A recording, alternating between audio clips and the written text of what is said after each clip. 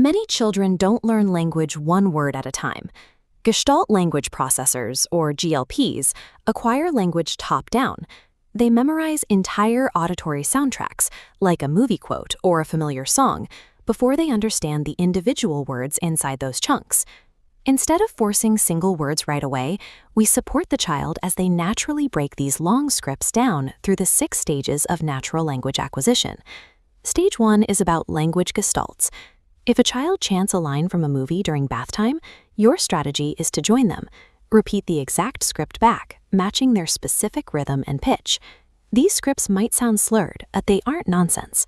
By echoing the child's intonation, you show them that you recognize their communicative intent.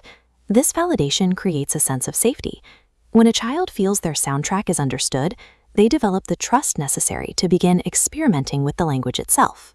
This logic leads to stage 2, where the child begins to identify patterns. They start to shorten their memorized chunks and mix and match them using a frame and slot approach, like using its followed by a variable word. You can model this during a meal.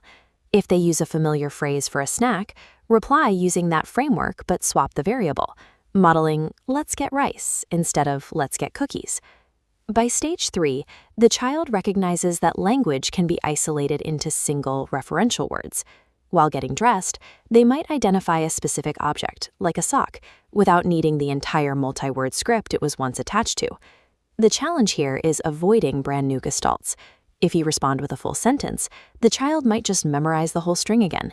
Instead, use a deliberate pause. Model combinations slowly. Blue, socks. That silence is functional. It helps their brain identify these as independent building blocks to eventually build their own sentences. Let's test your modeling intuition. If a child is brushing their teeth and identifies the action by saying brushing teeth, how should you respond to model the next step in stage 4? You take their 2-word combination and expand it into a basic, grammatically correct sentence. I am brushing my teeth. This leads to stage 5, where the child begins experimenting with more complex rules. You'll hear them testing out different pronouns and using past and future tenses. During a bedtime routine, you model this by expanding their requests into robust, time-oriented sentences. If they ask for a book, you might say, "We will read a book after we put on your pajamas."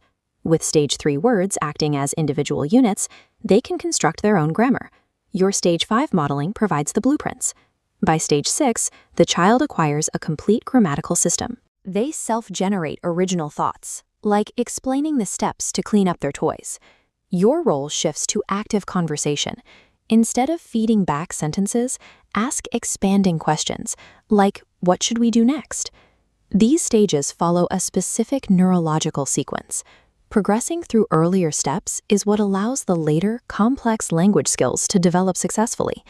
Screenshot this guide to identify your child's current stage and adjust your modeling routines. By aligning with them, you help them find their own voice.